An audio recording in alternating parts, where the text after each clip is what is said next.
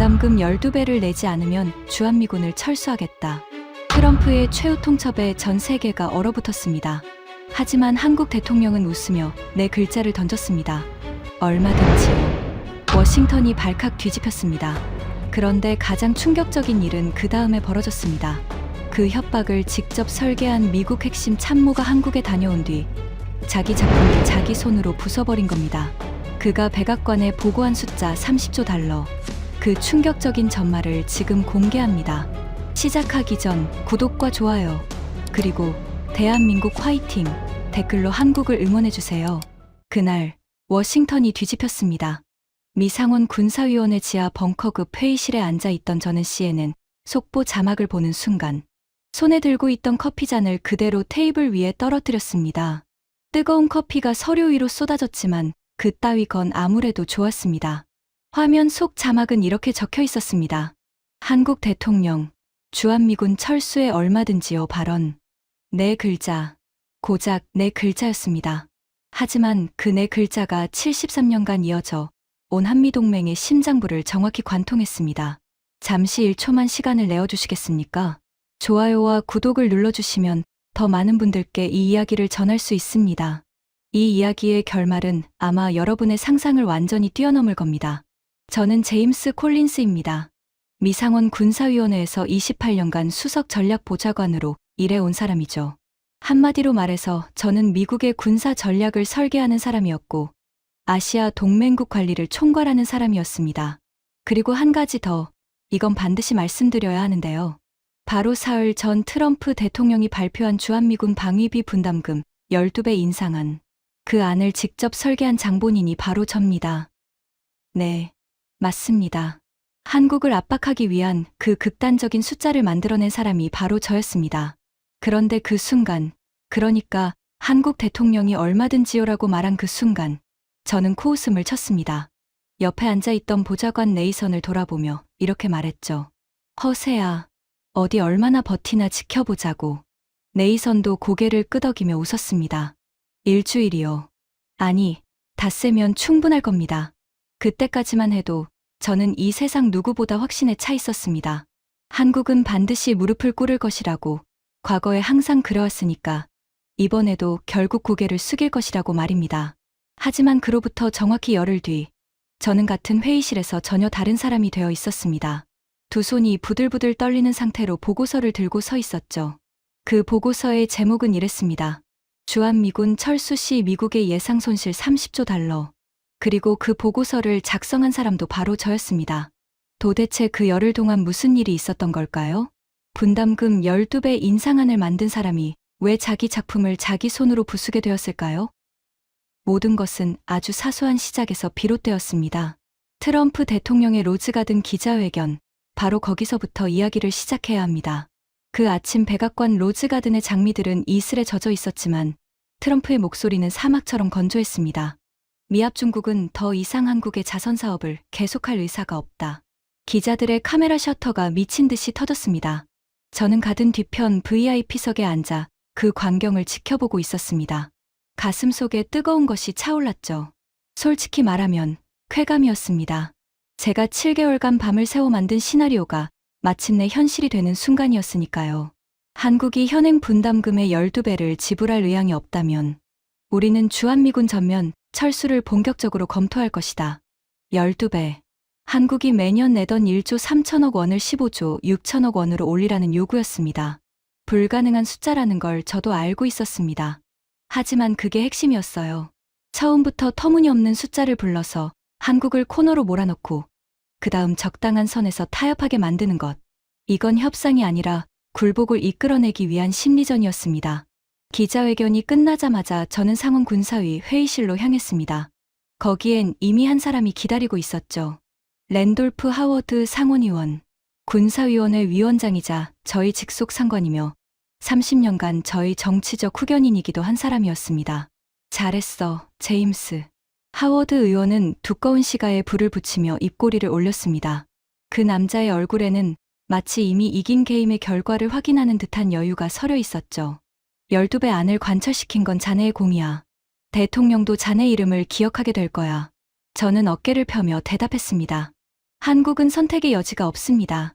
북한 핵 위협, 중국의 압박, 이 두 가지만으로도 그들은 우리 없이 하루도 버틸 수 없어요. 당연하지. 하워드 의원이 씨가 연기를 내뿜었습니다. 그 연기가 회의실 천장까지 피어올랐고 묘하게도 그 연기 속에서 저는 승리의 냄새를 맡았습니다. 지금 생각하면 참으로 무지한 착각이었지만 그때는 정말 그랬습니다.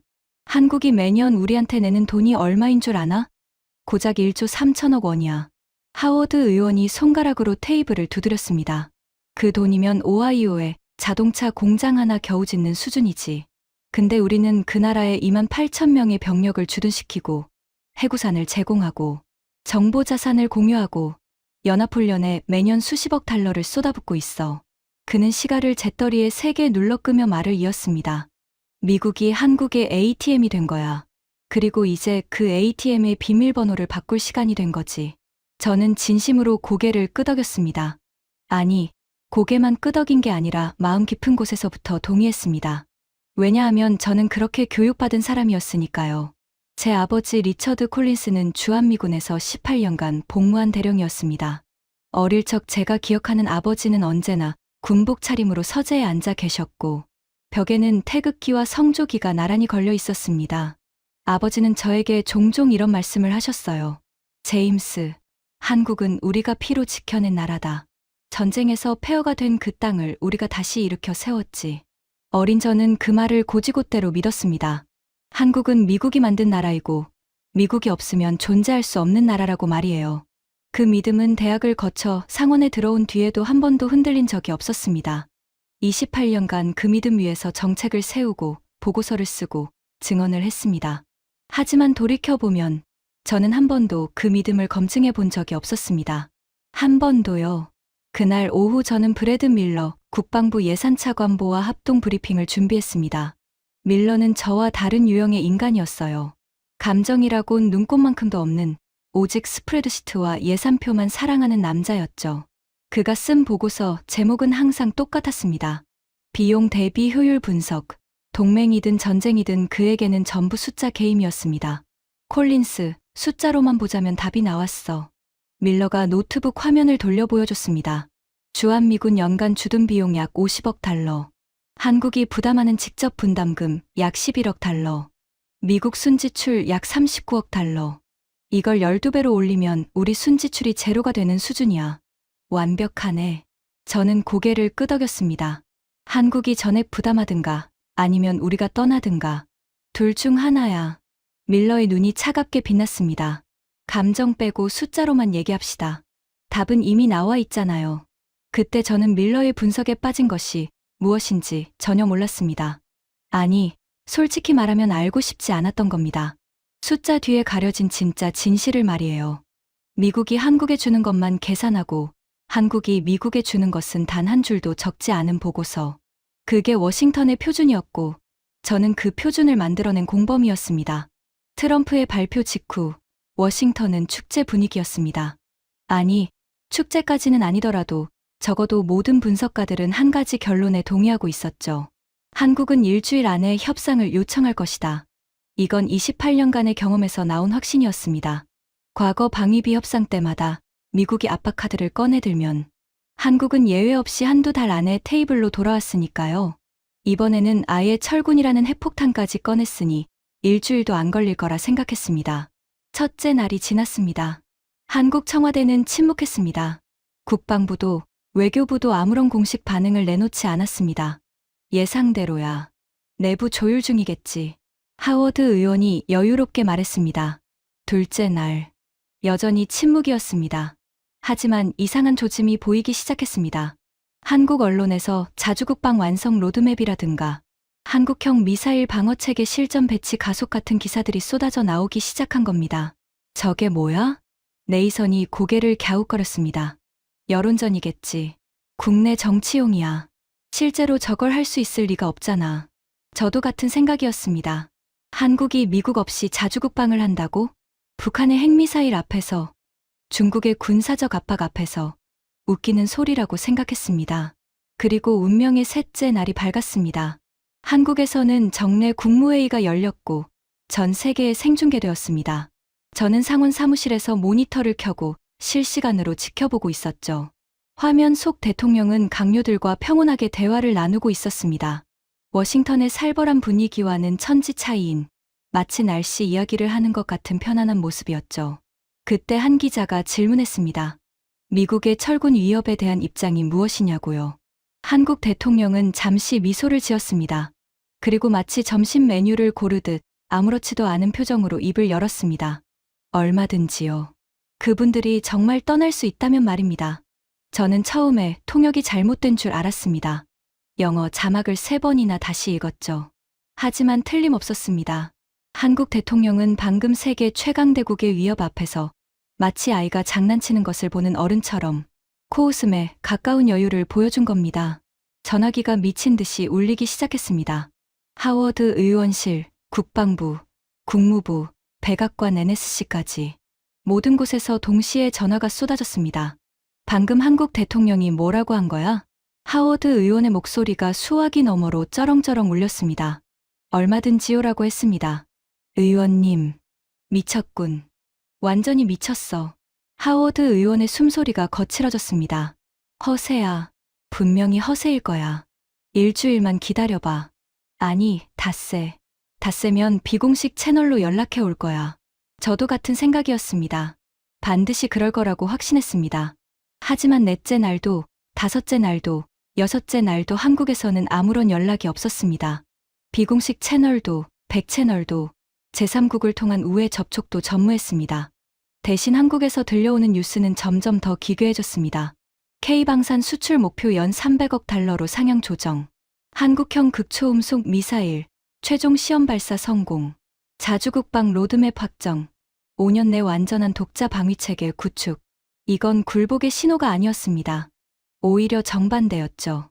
한국은 마치 미국의 철군 위협을 기회로 삼아 자주국방으로 가는 속도를 더 높이고 있는 것처럼 보였습니다.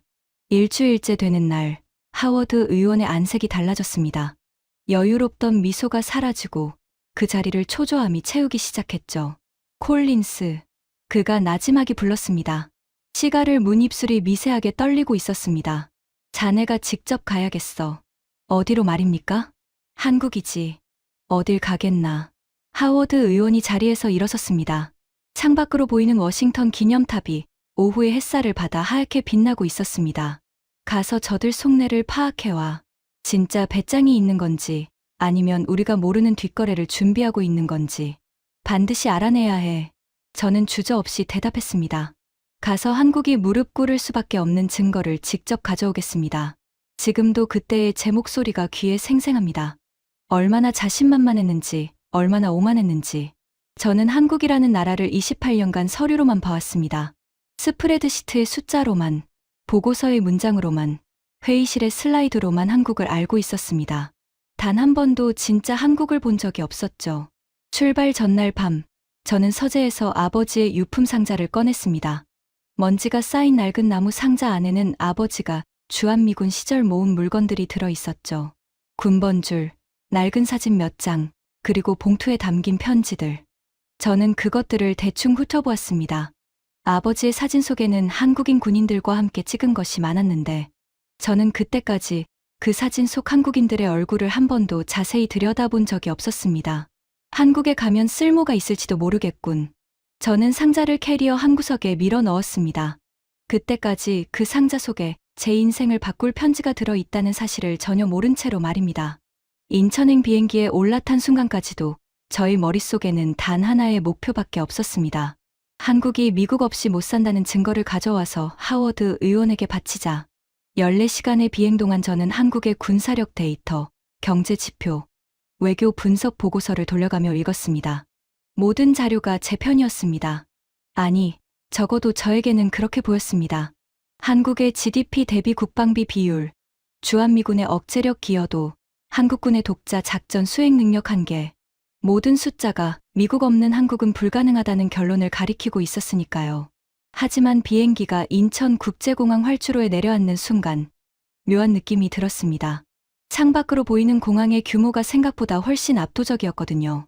반짝이는 유리 외벽, 끝이 보이지 않는 터미널, 쉴 새 없이 이착륙하는 항공기들. 워싱턴의 덜레스 공항보다 더 크고 더 현대적이고 더 효율적으로 보였습니다. 입국장을 빠져나오는 길, 저도 모르게 중얼거렸습니다. 이건 내가 알던 한국이 아닌데. 하지만 저는 곧바로 그 생각을 떨쳐냈습니다. 공항 좀 크면 뭐하나. 결국 미군 없이는 나라를 지킬 수 없는 나라인 건 마찬가지 아닌가. 저는 마중 나온 주한미군 연락장교의 차에 올라타며 스스로를 다독였습니다. 일주일이면 끝나. 한국이 못 버틴다는 증거를 모아서 워싱턴에 보고하자. 그것이 제 계획이었습니다. 깔끔하고 확실하고 의심의 여지가 없는 계획. 하지만 열흘 뒤 워싱턴으로 돌아온 저는 전혀 다른 보고서를 들고 있게 됩니다. 한국이 못 버틴다는 증거가 아니라 미국이 한국 없이는 못 버틴다는 증거를 말이죠. 그리고 그 보고서의 첫 줄에는 이렇게 적혀 있었습니다. 주한미군 철수 시 미국의 전략적, 경제적 예상 손실 총액 30조 달러. 그 여정이 지금부터 시작됩니다. 평택으로 향하는 차 안에서 저는 노트북을 펼치고 험프리스 기지에 대한 브리핑 자료를 마지막으로 검토했습니다. 캠프 험프리스. 주한미군의 심장부이자 지구상에서 가장 거대한 미군 해외 기지. 이곳이야말로 미국이 한국을 얼마나 성심성의껏 보호하고 있는지를 보여주는 증거라고 저는 확신하고 있었습니다. 고속도로를 달리는 동안 창밖 풍경이 스쳐 지나갔습니다. 깔끔하게 정비된 도로, 곳곳에 솟아있는 현대적인 빌딩들, 끊임없이 흐르는 차량들. 워싱턴 근교의 버지니아 고속도로와 비교해도 전혀 뒤지지 않는 인프라였죠. 하지만 저는 그것에 크게 신경 쓰지 않았습니다. 제 머릿속은 오직 한 가지뿐이었습니다. 험프리스에서 미국의 압도적 군사력을 확인하고 한국이 이것 없이 생존할 수 없다는 결론을 내리는 것. 기지 정문에 도착한 순간 저는 차 안에서 고개를 쭉 빼고 앞을 바라보았습니다. 입이 벌어졌습니다. 끝이 보이지 않았거든요. 정문에서 바라본 기지는 하나의 도시 그 자체였습니다. 면적이 여의도의 6배가 넘습니다. 연락장교 마이클이 설명했습니다. 15제곱킬로미터. 병원, 학교, 쇼핑센터, 골프장까지 전부 갖추고 있죠. 저는 고개를 끄덕이며 속으로 쾌감을 느꼈습니다. 이 정도 규모의 기지를 한국 땅에 유지하고 있다는 것 자체가 미국의 헌신을 증명하는 게 아닌가. 보안 검색을 마치고 기지 안으로 들어서면서 저는 어깨를 펴고 당당하게 걸었습니다. 마치 자기 집에 들어오는 것처럼요. 하지만 첫 번째 이상한 점은 정문을 지나자마자 발견되었습니다. 기지 안에서 들리는 말의 절반 이상이 한국어였습니다. 식당 앞을 지나가는 직원들, 시설관리 차량을 모는 기사들, 보안 초소에 서 있는 경비원들. 곳곳에서 한국어가 들렸습니다. 미군 기지의 한복판인데도 말이에요. 이곳에서 근무하는 한국인 직원이 꽤 많군요. 저는 최대한 무심한 척 물었습니다. 네. 전체 기지 운영 인력의 상당 부분을 한국 인력이 담당하고 있습니다. 마이클이 조심스럽게 대답했습니다. 구체적인 숫자를 말하지 않았지만 제 눈에 보이는 것만으로도 충분했습니다. 한국인의 비율이 70%는 넘어 보였습니다. 어디를 둘러봐도 한국인이었습니다. 점심시간에 들른 기지 내 푸드코트에서 저는 또 한 번 놀랐습니다. 운영 시스템 전체가 한국 기업이 맡고 있었습니다. 음식 조리부터 배식, 위생관리까지 전부요. 청소팀도, 시설 유지보수팀도, 쓰레기 수거팀도 한국인이었습니다. 저는 슬쩍 마이클에게 물었습니다. 이 기지의 전기는 어디서 공급받나요? 한국전력공사입니다. 수도는요? 한국수자원공사요. 통신 인프라는 KT가 전담하고 있습니다. 광케이블부터 위성통신까지 전부 한국 기술로 구축되었어요. 저는 입술을 깨물었습니다. 뭔가 이상했습니다. 미군 기지인데 모든 기반 시설이 한국에 의존하고 있다니. 하지만 진짜 충격은 오후 브리핑에서 시작되었습니다. 기지 운영 현황에 대한 공식 설명회가 열렸고 거기서 저는 생애 처음으로 숫자의 뒤통수를 맞았습니다. 이 기지의 총 건설 비용은 약 120억 달러입니다.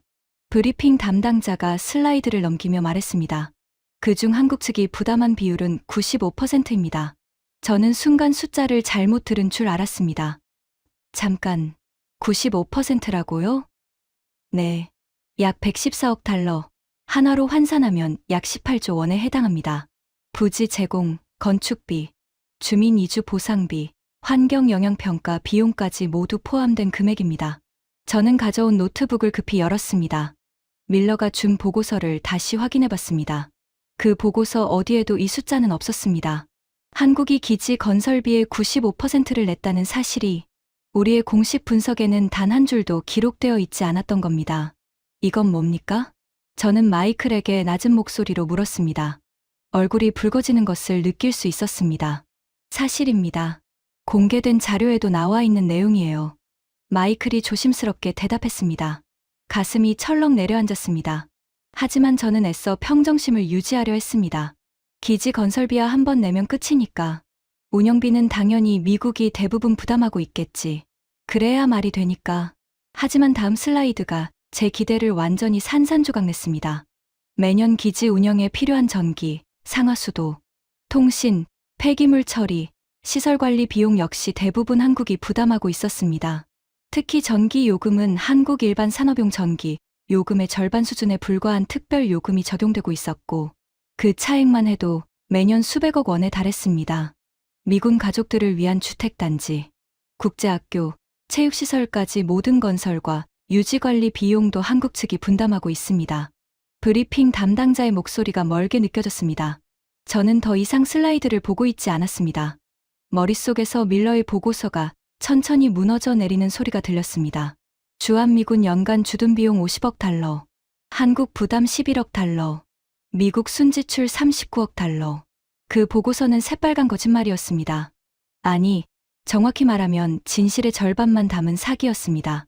한국이 직접 현금으로 내는 분담금만 계산하고 기지 건설비 18조 원, 매년 수조 원의 운영 지원비, 부지 무상 제공, 전기 요금 할인, 환경 정화 비용, 소음 피해 보상까지 전부 빼놓은 거였어요. 브리핑이 끝난 뒤 저는 기지 내 산책로를 걸었습니다. 다리가 후들거렸습니다. 머릿속이 뒤죽박죽이었죠. 삼성물산, 한화시스템, LGCNS 사무실 간판이 눈에 들어왔습니다. 오지 통신망, AI 보안 시스템, 스마트 에너지 관리까지 모든 첨단 인프라가 한국 기업의 기술로 돌아가고 있었습니다. 한국인 시설관리 팀장과 잠시 이야기를 나누게 되었습니다. 이곳에서 오래 근무하셨나요? 벌써 22년째입니다. 그가 대답했습니다. 미군 장병들은 2년마다 교체되지만 저희는 계속 여기 있으니까 이 기지의 모든 배관 하나, 전선 하나까지 저희가 더 잘 알죠. 그 말이 가슴에 비수처럼 꽂혔습니다.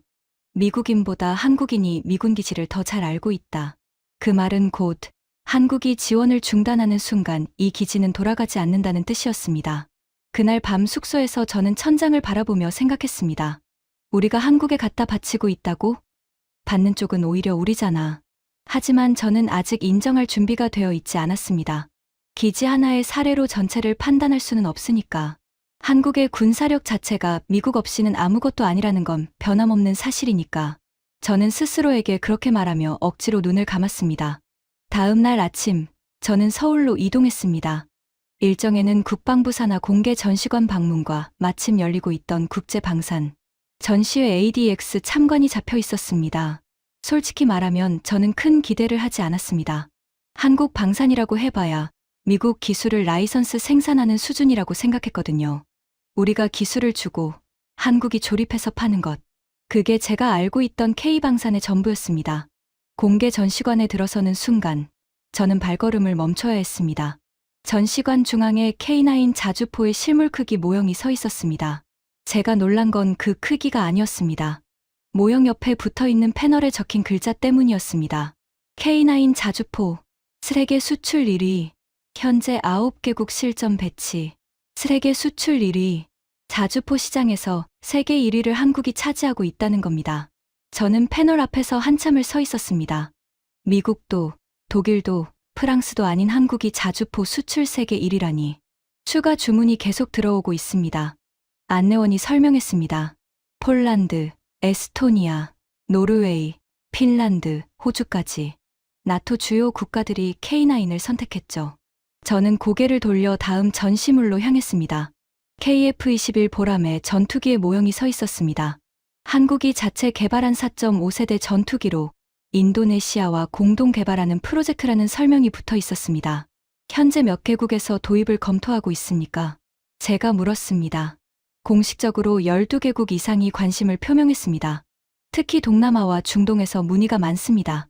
그 다음 전시물은 극초음속 미사일이었습니다. 마하 5 이상의 속도로 비행하며 어떤 방어체계로도 요격이 불가능한 차세대 무기. 한국이 이걸 자체 개발했다는 패널을 보면서 제 손바닥에 땀이 배기 시작했습니다. 최근 시험 발사에서 목표물의 오차 1m 이내로 명중했습니다. 이 기술을 보유한 국가는 전 세계에서 5손가락 안에 꼽힙니다. 안내원의 말에 저는 아무 대답도 하지 못했습니다. 극초음속 미사일을 자체 개발한 나라가 5손가락 안에 든다고요? 미국, 러시아, 중국, 그리고 한국? 전시관을 나와 ADX 전시장으로 향하는 택시 안에서 저의 머릿속은 빠르게 돌아가고 있었습니다. 한국 방산이 미국 기술 베낀 짝퉁이라는 제 믿음이 뿌리째 흔들리고 있었거든요. 하지만 전시관은 전시관일 뿐이잖아. 실제 수출 실적이 중요하지. 저는 스스로를 달래며 ADX 전시장에 들어섰습니다. 그리고 거기서 완전히 벽에 부딪혔습니다. 전시장은 전 세계에서 몰려온 바이어들로 발 디딜 틈이 없었습니다. 특히 한국 기업 부스 앞에는 긴 줄이 늘어서 있었고 모두가 계약 상담을 위해 대기하고 있었습니다. 한화에어로스페이스, 현대로템, LI진엑스원, KAI 부스 할 것 없이 전부 북새통이었죠. 현대로템 부스에서 저는 K2 흑표 전차의 스펙 시트를 받아들었습니다. 미국의 M1A2 에이브럼스와 비교한 데이터가 나란히 적혀 있었는데 솔직히 말하면 몇몇 항목에서 K2가 앞서고 있었습니다. 기동성, 자동장전 속도, 도하 능력, 특히 하천을 건너는 도하 능력은 K2가 압도적이었습니다. 그때 제 옆에서 유창한 영어가 들렸습니다. 인상적이시죠? 돌아보니 가슴에 폴란드 국기 배지를 단 남자가 서 있었습니다. 폴란드에서 오셨습니까? 네. 저는 폴란드 국방부 조달국에서 일하고 있습니다. 저는 호기심이 발동했습니다. 폴란드는 최근 한국과 대규모 방산 계약을 체결한 나라였으니까요. 솔직히 여쭤보겠습니다. 한국 무기에 대한 평가가 어떻습니까? 그가 잠시 생각하더니 진지한 표정으로 대답했습니다. 우리는 미국 것도, 독일 것도, 프랑스 것도 다 검토했습니다. 결론은 명확했어요. 그가 목소리를 약간 낮췄습니다. 성능은 세계 최고 수준이고 가격은 유럽이나 미국 제품의 60에서 70% 수준입니다. 하지만 결정적이었던 건 납기입니다. 한국은 약속한 기한을 칼같이 지킵니다. 독일이 레오파르트 전차 인도에 4년이 걸린다고 했을 때 한국은 18개월 안에 가능하다고 했어요. 그리고 실제로 지켰습니다. 계약 규모가 어느 정도입니까? 총 600억 달러 이상입니다. 저는 입 안이 바짝 말랐습니다. 600억 달러. 한 나라와의 단일 방산 계약이 600억 달러라니. 이건 미국의 주요 방산 계약과 맞먹는 규모였습니다. 솔직히 말해도 되겠습니까? 폴란드 관계자가 제 눈을 똑바로 쳐다보았습니다. 한국 방산은 이미 미국과 동급이거나 몇몇 분야에서는 그 이상입니다.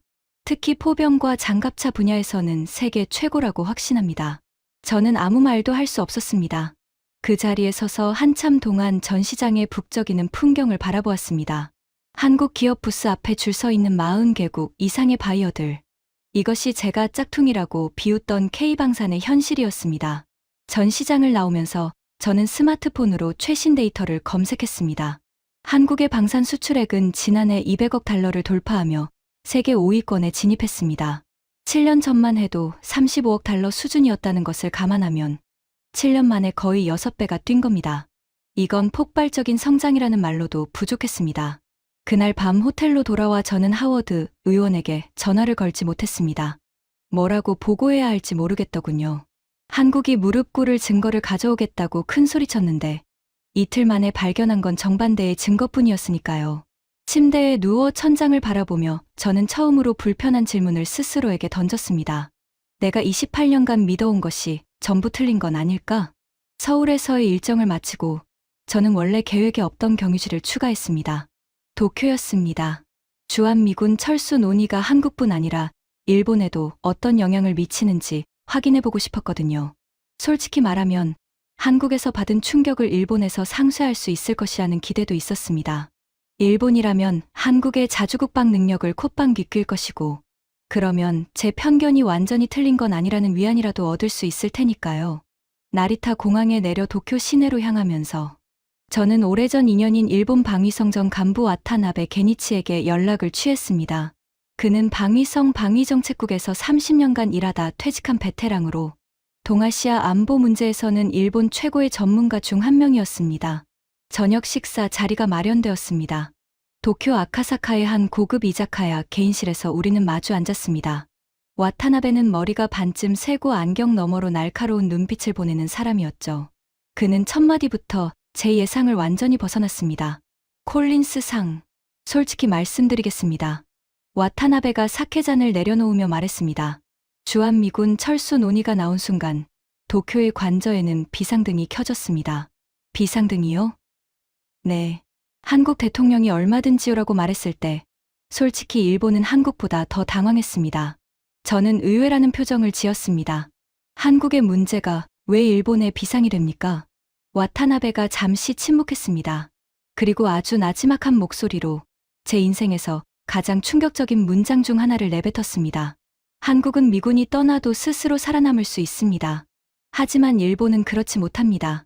저는 사케잔을 입에 가져가다가 멈췄습니다. 무슨 말씀입니까? 한국은 이미 자주국방 로드맵을 갖고 있습니다. 와타나베의 목소리가 떨리고 있었습니다. 극초음속 미사일, 독자 정찰위성, 핵잠수함 추진 연구, 드론 군집 시스템. 한국은 미군 없이도 북한을 억제할 수 있는 독자적 무력을 거의 완성한 상태입니다. 하지만 일본은 어떻습니까? 그가 고개를 저었습니다. 전후 80년간 미국의 해구산에만 의지해왔습니다. 자주방위라는 개념 자체가 일본에는 존재하지 않아요. 헌법 구조에 묶여서 공격 능력을 가질 수도 없고 독자적 핵 억제력은 꿈도 못 꿉니다. 미군이 떠나면 일본은 중국과 북한 앞에서 벌거벗은 몸이 됩니다. 저는 숨을 크게 들이켰습니다. 일본의 최고 안보 전문가가 한국의 군사력을 인정하고 있었습니다. 그것도 일본보다 낫다는 뉘앙스로요. 이건 제가 전혀 예상하지 못한 상황이었습니다. 한 가지 더 말씀드리겠습니다. 와타나베가 목소리를 더 낮췄습니다. 주변을 한번 둘러본 뒤 제 쪽으로 몸을 기울였습니다. 최근 방위성 내부에서 극비 시뮬레이션을 돌렸습니다. 주한미군 철수 시 동아시아 안보에 미치는 영향을 분석한 건데 결과가 참담했습니다. 어떤 결과였습니까? 주한미군이 철수하면 중국의 대만 침공 가능성이 현재의 3배로 뛰어오릅니다. 그리고 대만이 무너지면 다음 타깃은 센카쿠, 그 다음은 오키나와입니다. 일본 본토까지 위협받는 시나리오가 5년 내에 현실화될 수 있다는 결론이 나왔습니다. 그는 사케를 한 모금 마시고 한숨을 쉬었습니다. 콜린스 상. 미국이 한국을 잃으면 일본도 잃습니다. 그리고 일본을 잃으면 미국은 인도태평양의 모든 것을 잃게 됩니다. 이건 도미노입니다. 저는 식사를 마치고 호텔로 돌아오는 택시 안에서 온몸이 얼어붙는 듯한 감각을 느꼈습니다. 일본이 한국을 인정한 겁니다. 그것도 한국이 일본보다 낫다는 것을 인정한 거예요. 한국을 무시하던 일본이 한국 없이는 자기들도 못 버틴다고 고백한 겁니다. 호텔 방에 들어서자마자 저는 노트북을 열고 유럽 나토 관계자에게 이메일을 보냈습니다.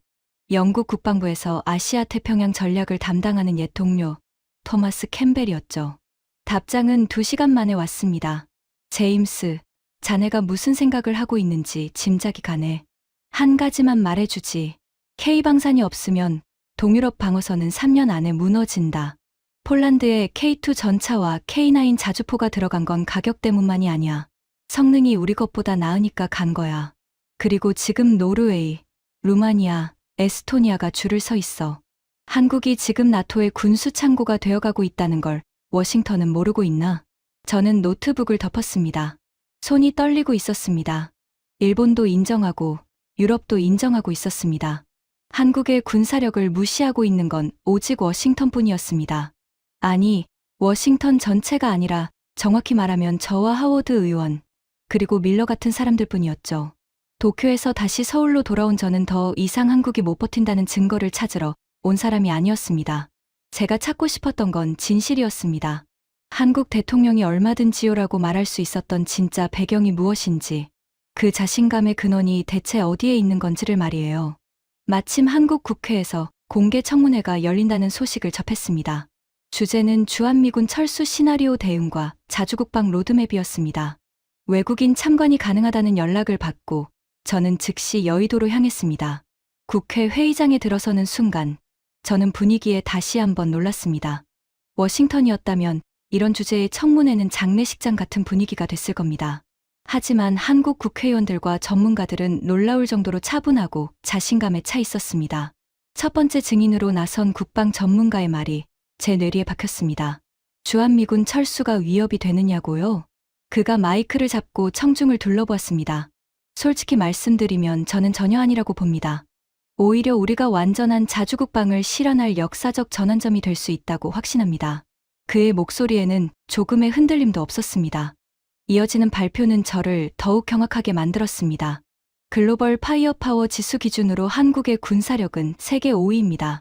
슬라이드가 넘어갔습니다. 지난해 우리나라의 국방 수출액이 얼마인지 아십니까? 한 의원이 질문했습니다. 200억 달러를 돌파하며 세계 5위권에 진입했습니다. 7년 전의 6배입니다. 우리의 목표는 3년 내 세계 4강 진입입니다. 전문가가 자신 있게 답했습니다. 저는 노트에 미친 듯이 적어 내려갔습니다. 다음 발표자가 나섰습니다. 국방과학연구소 ADD 출신의 전직 연구원이었습니다. 우리가 보유한 핵심 전략 자산을 말씀드리겠습니다. 그가 슬라이드를 넘기며 나열하기 시작했습니다. 첫째, 현무 계열 탄도미사일. 사거리 최대 3,000km. 한반도는 물론 주변국 전역을 사정권에 두고 있습니다. 둘째, 극초음속 미사일. 마하 5 이상. 시험 발사 5회 연속 성공. 세계에서 이 기술을 보유한 나라는 5곳뿐입니다. 셋째, 드론 군집 시스템. 300대 이상의 드론이 AI 기반으로 동시 작전 수행, 실전 배치 수준에 도달했습니다. 넷째, 독자 군사위성 체계. 현재 5기가 운용 중이며 내년까지 8기로 확대됩니다. 24시간 한반도 전역을 감시할 수 있습니다. 다섯째, 양자암호 통신. 어떤 적대국도 해독할 수 없는 통신 체계를 구축했습니다. 의원 한 명이 질문했습니다. 미군 없이 북한의 핵 위협을 독자적으로 억제할 수 있다는 말씀이십니까? 단언합니다. 전직 연구원의 대답은 단호했습니다. 우리는 이미 킬체인, 한국형 미사일 방어체계, 대량응징 보복이라는 3축 체계를 실전 수준으로 완성했습니다. 여기에 극초음속 미사일과 독자 정찰위성이 더해지면 해구산 없이도 북한의 핵을 억제할 수 있는 전략적 균형이 가능합니다. 청문회 중간 휴식 시간에 저는 한 의원과 대화할 기회를 얻었습니다. 미국의 철군 위협에 대해 어떻게 생각하십니까? 제가 조심스럽게 물었습니다. 솔직히요? 그 의원이 미소를 지었습니다. 그 미소가 기묘하게도 사흘 전 한국 대통령의 미소와 닮아 있었습니다. 저희는 오히려 기대하고 있습니다. 기대라고요? 네. 완전한 자주국방으로 가는 마지막 관문이 될 수 있으니까요. 우리 국민들의 자존심이 이번 기회에 완전히 각성하고 있습니다. 저는 멍하니 서 있었습니다. 이 나라 사람들은 진짜로 미국의 위협을 기회로 보고 있었습니다. 허세가 아니었습니다.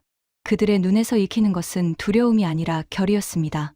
청문회가 끝난 뒤 저는 여의도 한강 공원 벤치에 앉았습니다. 석양이 한강 수면 위로 금빛을 뿌리고 있었습니다. 아름다웠습니다. 하지만 제 마음은 아름답지 못했습니다.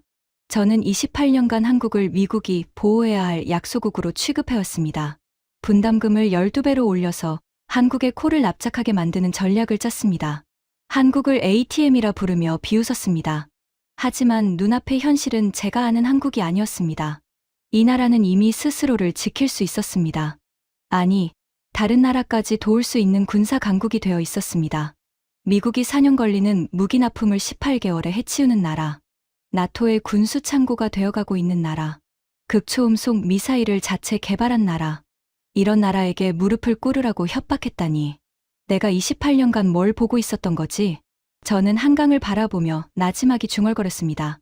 그 물결 위로 아버지의 얼굴이 떠올랐습니다. 서재에서 태극기를 바라보시던 아버지의 모습이요. 서울에서의 마지막 밤이었습니다. 다음 날 아침 워싱턴으로 돌아가는 비행기를 타야 했죠. 호텔 침대에 앉아 저는 캐리어에서 아버지의 유품 상자를 꺼냈습니다. 출발 전에 별 생각 없이 챙겨온 낡은 나무 상자. 먼지를 닦아내고 뚜껑을 열었습니다. 군번줄, 빛바랜 사진 몇 장, 그리고 봉투에 담긴 편지들. 저는 사진을 한 장씩 들여다보기 시작했습니다. 28년 동안 한 번도 자세히 보지 않았던 사진들이었습니다. 아버지 리처드 콜린스 대령이 젊은 시절 캠프 엘리에서 찍은 사진. 군복 차림의 아버지 옆에 한국군 장교가 서 있었습니다. 두 사람은 어깨를 나란히 하고 환하게 웃고 있었죠. 사진 뒷면에 연필로 쓰인 글씨가 보였습니다. 나의 전우 박중희와 함께 이 친구가 없었다면 나는 여기 없다. 다음 사진. 아버지와 한국인 군인들이 함께 식사하는 장면이었습니다. 군용 천막 아래에서 밥그릇을 들고 웃고 있는 모습. 뒷면에는 이렇게 적혀 있었습니다. 한국 전우들이 해준 밥. 세상에서 가장 따뜻한 식사.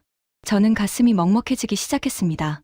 28년간 이 사진들이 상자 안에 있었는데 저는 단 한 번도 이 한국인들의 얼굴을 자세히 본 적이 없었습니다.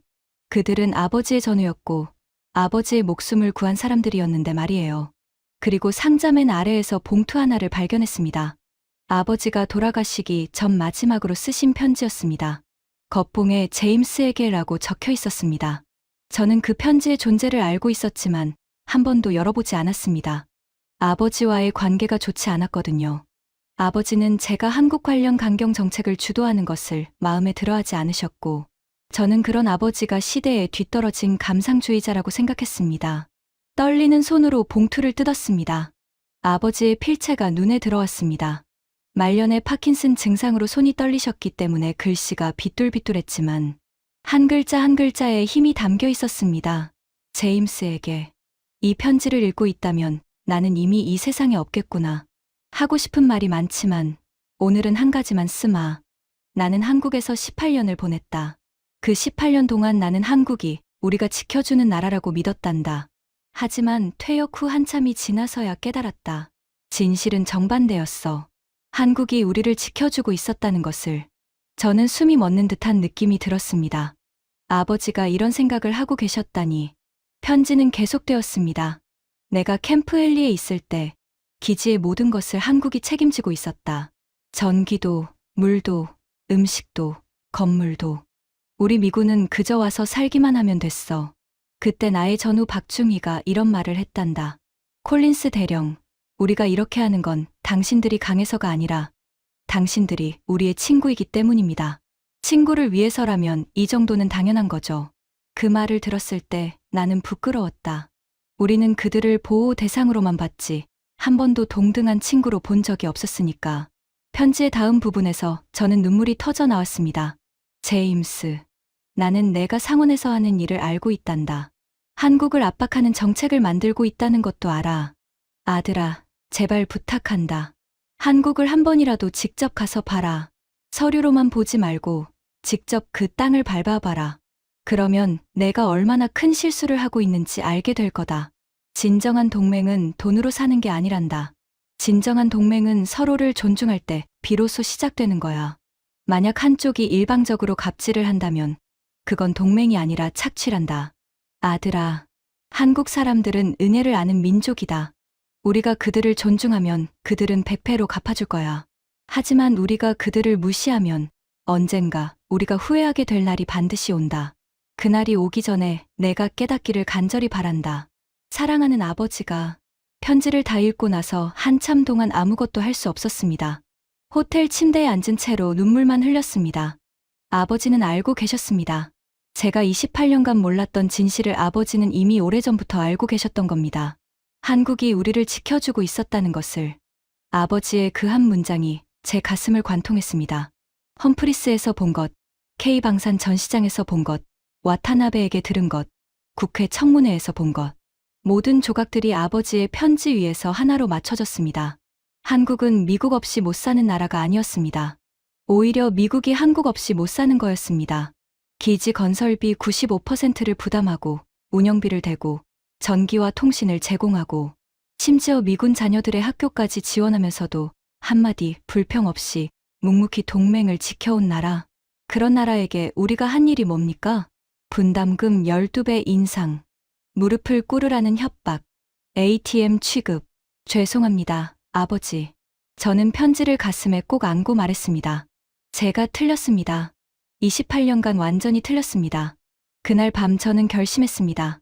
워싱턴에 돌아가면 하워드 의원에게 바칠 보고서가 아니라 진실을 담은 보고서를 쓰겠다고요. 한국이 무릎 꿇을 증거가 아니라 미국이 한국에 무릎 꿇어야 하는 이유를 담은 보고서를 쓰겠다고 말입니다. 그것이 아버지가 제게 남긴 마지막 숙제였습니다. 그리고 저는 그 숙제를 반드시 완성할 작정이었습니다. 설령 그것이 제 28년 경력을 송두리째 태워버리는 일이 되더라도요. 새벽 4시, 저는 노트북을 켜고 보고서 작성을 시작했습니다. 제목을 적었습니다. 주한미군 철수 시 미국의 예상 손실 30조 달러. 그리고 첫 문장을 이렇게 시작했습니다. 본 보고서의 작성자인 저는 분담금 12배 인상안을 직접 설계한 장본인입니다.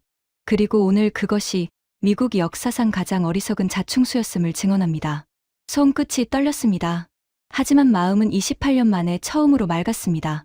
워싱턴으로 돌아오는 14시간의 비행 동안 저는 한숨도 자지 못했습니다. 노트북 화면의 불빛만이 어두운 기내를 비추고 있었죠.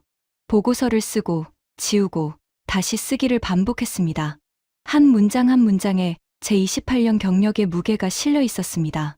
이 보고서를 제출하는 순간 저는 하워드 의원과 결별하게 될 거라는 걸 알고 있었습니다. 30년간 저를 키워준 정치적 후견인을 적으로 돌리는 일이었으니까요. 하지만 아버지의 편지가 가슴 안주머니에서 심장 바로 위를 눌러오고 있었습니다. 진정한 동맹은 돈으로 사는 게 아니란다. 아버지의 그 한 문장 앞에서 28년의 경력 따위는 아무것도 아니었습니다. 덜레스 공항에 내리자마자 네이선에게서 전화가 왔습니다. 콜린스 상, 긴급 NSC 회의가 소집되었습니다. 내일 아침 9시 백악관입니다. 주제가 뭔가? 한국 상황 종합 분석입니다. 하워드 의원님이 직접 참석하십니다. 심장이 쿵 내려앉았습니다. 생각보다 빨리 그 순간이 온 겁니다. 하지만 동시에 이상한 안도감도 느꼈습니다.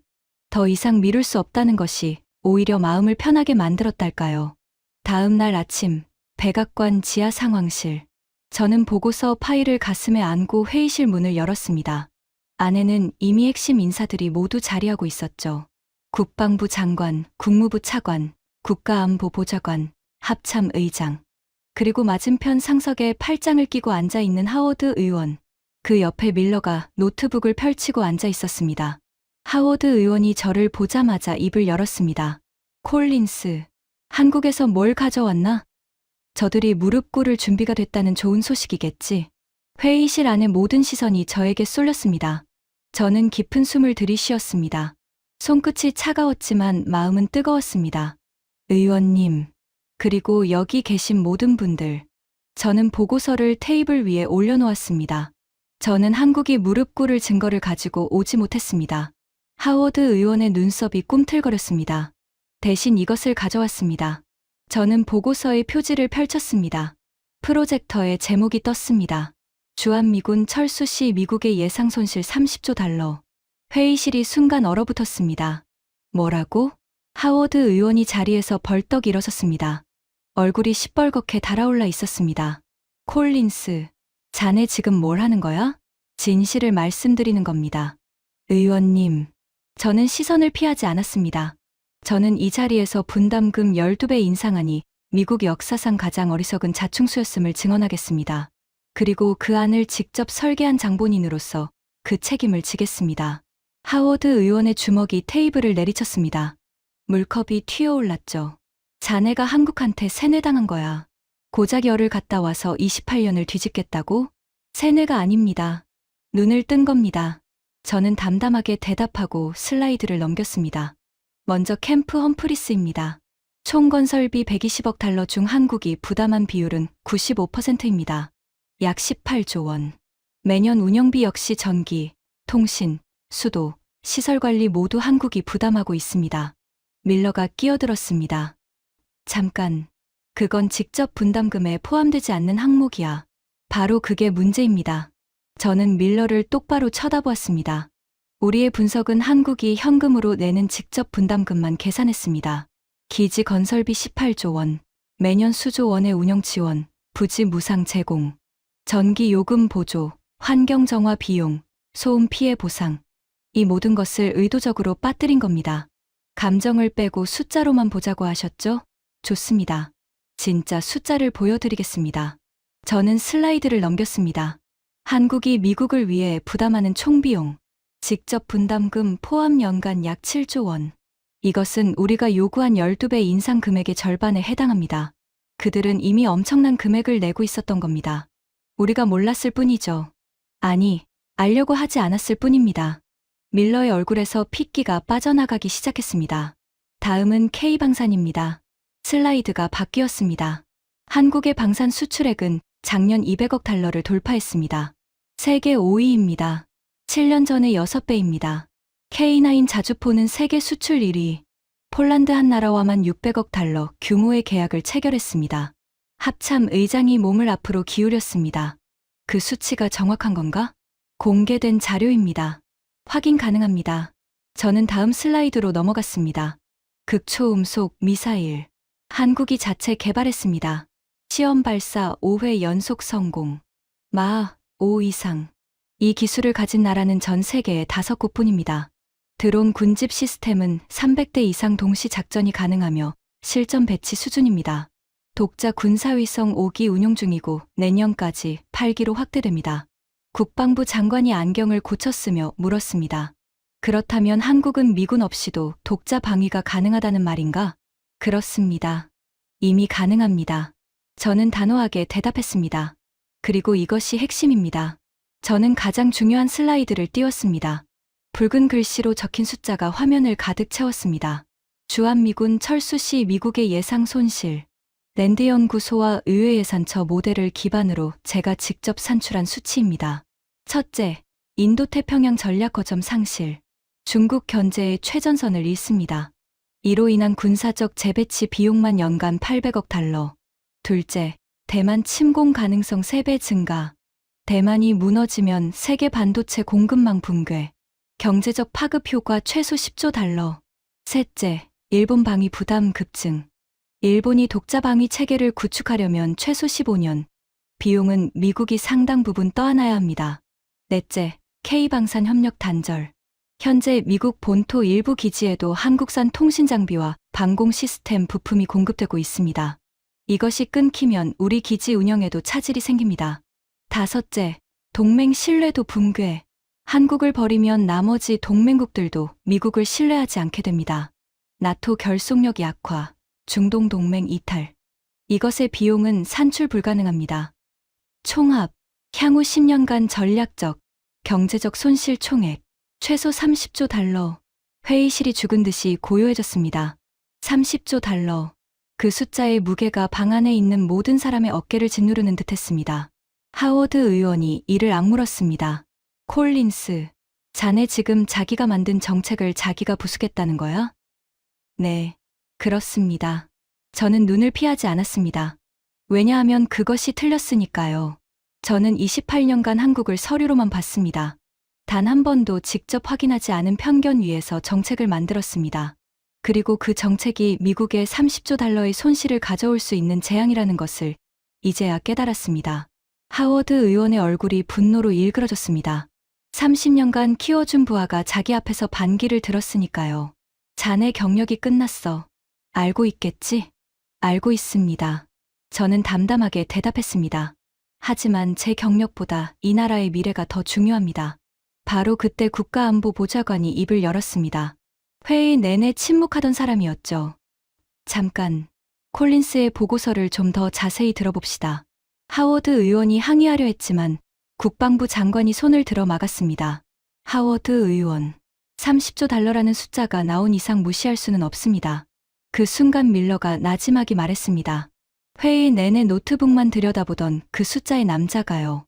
저도 검토해봤습니다. 모든 시선이 밀러에게 쏠렸습니다. 콜린스의 산출 방식에 일부 의문은 있지만 큰 틀에서 숫자의 방향성은 맞습니다. 우리가 빠뜨린 비용이 너무 많았어요. 한국의 실질 기여를 포함하면 현재 분담금은 사실상 적정 수준이거나 오히려 과다한 편입니다. 하워드 의원의 얼굴이 백지장처럼 하얘졌습니다. 자신의 진영에서 이탈자가 나온 겁니다. 회의실의 분위기가 완전히 뒤집혔습니다. 합참 의장이 말했습니다. 한국을 잃으면 인도태평양 전선 자체가 붕괴됩니다. 이건 협상의 문제가 아니라 생존의 문제입니다. 국무부 차관이 덧붙였습니다. 그리고 한국은 이미 자주국방 능력을 갖추고 있습니다. 우리가 떠나겠다고 위협해봤자 더 이상 먹히지 않습니다. 오히려 한국이 우리를 필요 없다고 선언하면 망하는 건 우리입니다. 저는 마지막 슬라이드를 띄웠습니다. 결론입니다. 우리는 한국을 잃을 위기에 처한 게 아닙니다. 한국이 우리를 버릴 위기에 처한 겁니다. 그리고 그 원인을 제공한 사람은 이 방에 있는 우리 자신입니다. 하워드 의원이 자리를 박차고 일어섰습니다. 이건 반역이야. 동맹국 한 나라한테 꼬리 치겠다는 거냐? 아닙니다. 저는 일어서서 하워드 의원을 정면으로 마주보았습니다. 꼬리를 치는 게 아니라 피를 나눈 전우를 전우답게 대하자는 겁니다. 의원님, 70년 전 3만 7천 명의 미군이 그 땅에서 목숨을 바쳤습니다. 그들이 지키려 한 건 ATM이 아니라 동맹이었습니다. 그리고 한국은 70년이 넘도록 그 은혜를 갚아왔습니다. 매년 수조 원을 내면서 우리 군인들을 가족처럼 돌보면서 참전 용사들의 후손에게 장학금까지 주면서요. 이 세상에 이런 나라가 또 어디 있습니까? 회의실이 다시 침묵에 잠겼습니다. 우리가 해야 할 일은 분담금을 12배 올리는 게 아닙니다. 한국에 고맙다고 말하는 겁니다. NSC 회의 이후 상황은 빠르게 움직였습니다. 저희 보고서는 백악관 내부에서 격렬한 논쟁을 일으켰고 하워드 의원은 끝까지 저를 반역자라 불렀지만 숫자 앞에서는 감정이 이길 수 없었습니다. 30조 달러라는 현실은 어떤 정치적 수사로도 뒤집을 수 없었으니까요. 며칠 뒤 저는 상원 외교위원회 공개 청문회에서 증언할 기회를 얻었습니다. 하워드 의원은 끝까지 반대했지만 군사위원회 내 다른 의원들이 제 증언을 요청한 겁니다. 청문회 당일 아침 저는 거울 앞에서 넥타이를 매다가 손이 떨려 3번이나 다시 매야 했습니다. 양복 안주머니에는 아버지의 편지를 넣었습니다. 아버지가 함께 가는 것 같았습니다. 증인석에 앉았을 때 수백 개의 카메라가 저를 향해 있었습니다. CNN, BBC, NHK까지 전 세계 언론이 생중계하고 있었죠. 저는 깊은 숨을 들이쉬고 마이크 앞에 섰습니다. 존경하는 의원 여러분. 목소리가 떨렸습니다. 하지만 멈추지 않았습니다. 저는 오늘 이 자리에 전략보좌관으로서가 아니라 한 미국 군인의 아들로서 섰습니다. 저는 안주머니에서 아버지의 편지를 꺼냈습니다. 빛바랜 종이가 조명 아래에서 누렇게 빛났습니다. 제 아버지 리처드 콜린스 대령은 주한미군에서 18년을 복무했습니다. 아버지는 돌아가시기 전 제게 편지를 남기셨습니다. 저는 편지를 펼쳤습니다. 손끝이 떨렸지만 글씨는 선명했습니다. 아버지는 이렇게 쓰셨습니다. 진정한 동맹은 돈으로 사는 게 아니란다. 만약 한쪽이 일방적으로 갑질을 한다면 그건 동맹이 아니라 착취란다. 청문회장이 조용해졌습니다. 카메라 셔터 소리마저 멈췄습니다. 의원 여러분, 저는 지난 28년간 한국을 미국이 보호해야 할 약소국이라 믿었습니다. 한국을 ATM이라 불렀습니다. 분담금 12배 인상안을 직접 설계했습니다. 무릎 꿇으라고 협박하는 전략을 짰습니다. 제 목소리가 점점 커졌습니다. 하지만 제가 직접 한국에 가서 본 현실은 정반대였습니다. 저는 한국에서 확인한 모든 것을 증언했습니다. 험프리스 건설비의 95%를 한국이 부담한 사실, 기지 운영의 모든 것이 한국에 의존하고 있는 현실, K방산이 세계 5위권으로 급성장한 사실, 극초음속 미사일을 자체 개발한 기술력, 폴란드와의 600억 달러 계약, 일본 방위성마저 한국의 군사력을 인정한다는 고백, 그리고 한국 국민들이 70년이 넘도록 참전용사를 기억하고 후손까지 돌봐주는 놀라운 은혜 갚음. 마지막으로 저는 가장 중요한 숫자를 꺼냈습니다. 미국이 한국이라는 동맹을 잃을 경우 향후 10년간 전략적이고 경제적인 손실 총액은 30조 달러를 넘어섭니다. 분담금 몇십억 달러를 더 받겠다고 30조 달러짜리 동맹을 내다 버리는 것. 이것이 지금 우리가 하고 있는 일입니다. 청문회장에 탄식이 흘렀습니다. 그리고 가장 부끄러운 사실을 말씀드리겠습니다. 저는 아버지의 편지를 다시 들어올렸습니다. 70년 전 3만 7천 명의 미군이 한국 땅에서 목숨을 바쳤습니다. 그 피의 대가로 우리는 세계에서 가장 충실한 동맹을 얻었습니다. 한국은 그 은혜를 70년간 매년 수조 원으로, 매년 참전용사 초청으로, 매년 후손들에 대한 장학금으로 갚아왔습니다. 세상에 이런 나라가 어디 있습니까? 저는 목이 메웠지만 참았습니다. 그런 나라에게 우리가 한 일이 무엇입니까? 분담금 12배, 무릎 꿇으라는 협박, 돈 더 안 내면 떠나겠다는 위협. 이것이 피를 나눈 전우에게 할 짓입니까? 눈물이 나올 것 같았지만 꾹 눌러 참았습니다. 의원 여러분, 묻겠습니다. 오늘 우리는 아버지 세대가 피로 맺은 동맹에 대체 무엇을 하고 있습니까? 70년간 한국이 우리에게 보여준 충성에 우리는 갑질로 답했습니다. 이것은 전략적 실수를 넘어서 도덕적 치욕입니다. 청문회장이 정적에 휩싸였습니다. 그리고 이내 박수가 터져 나왔습니다. 처음에는 방청석 한쪽에서, 곧이어 다른 쪽에서, 마침내 의원석에서까지 우레와 같은 박수가 청문회장을 가득 채웠습니다. 그날 저녁, 저희 증언 영상은 미국 전역의 뉴스를 도배했습니다. 여론은 급격하게 변하기 시작했습니다. 사람들은 당연하게 여겨왔던 한미동맹의 의미를 다시 생각하기 시작했죠. 2주 뒤, 백악관은 공식 성명을 발표했습니다. 미합 중국은 방위비 분담금에 대한 기존의 요구를 철회하며 한국과의 관계를 미래지향적이고 상호 존중에 기반한 동등한 파트너십으로 재정립하기 위한 새로운 대화를 시작한다. 철군 논의는 완전히 사라졌습니다. 그 자리를 기술 공유, 공동개발, 상호 안보 협력이라는 새로운 의제가 채웠습니다. 저는 하워드 의원에게 사직서를 제출했습니다. 더 이상 당신 밑에서 일할 수 없습니다. 하워드 의원은 아무 말도 하지 않았습니다.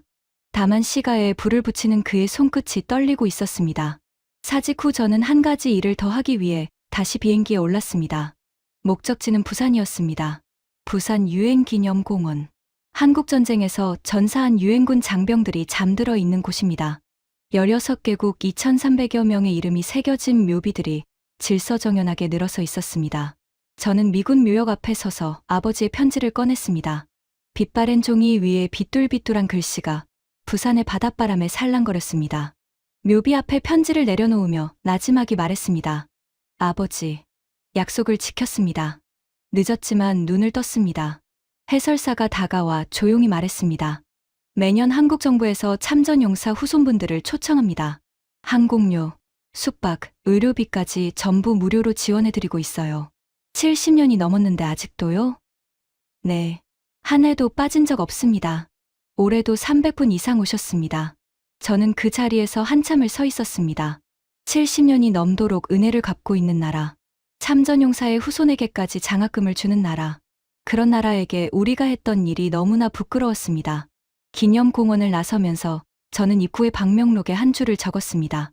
아버지가 피로 맺은 우정을 아들이 어리석음으로 거의 부수고 말았습니다.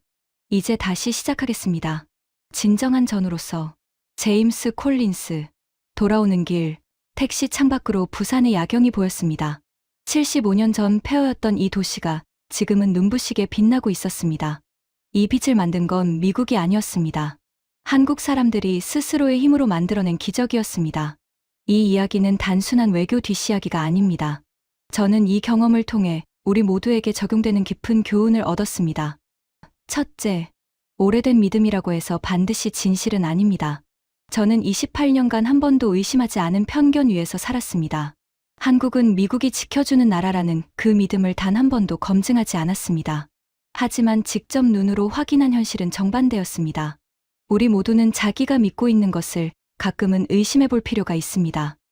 둘째, 진정한 강함은 존중에서 나옵니다. 한국이 미국의 위협 앞에서 여유를 보일 수 있었던 이유는 단순합니다. 스스로 강해졌기 때문입니다. K방산 세계 5위, 극초음속 미사일, 독자방위 체계. 이 모든 것이 그들의 자존심을 지탱하는 힘이었습니다. 실력 없는 자존심은 허세이지만 실력 있는 자존심은 품격입니다. 셋째, 동맹은 거래가 아니라 우정입니다. 아버지는 편지에서 이렇게 쓰셨습니다. 진정한 동맹은 돈으로 사는 게 아니라고. 70년간 은혜를 갚아온 한국이 우리에게 보여준 것은 단순한 분담금이 아니라 신이었습니다. 그 신의를 돈으로 환산하려 한 순간 우리는 가장 소중한 것을 잃을 뻔했습니다. 저는 지금도 아버지의 편지를 지갑 속에 넣고 다닙니다. 비뚤비뚤한 글씨가 적힌 그 낡은 종이 한 장이 30조 달러짜리 동맹을 구했다고 생각하면 세상에서 가장 비싼 편지가 아닐까 싶습니다. 그리고 한 가지, 이 이야기를 듣고 계신 여러분, 혹시 당연하다고 여기고 있는 관계가 있으신가요? 친구든, 가족이든, 동료든, 당연하다고 생각하는 순간 감사를 잊게 되고, 감사를 잊으면 그 관계는 반드시 무너집니다. 한국은 그것을 70년간 잊지 않았습니다. 우리도 이제 잊지 말아야 할 때입니다. 지금까지 미 상원 군사위 28년 참모 제임스 콜린스가 한국에서 경험한 충격적인 이야기였습니다. 대한민국의 저력이 자랑스러우시다면 이 이야기를 널리 공유해 주세요. 당연한 것은 없습니다. 강한 나라만이 대등한 우정을 만듭니다. 구독과 좋아요도 부탁드립니다. 지금까지 감동테라였습니다. 감사합니다.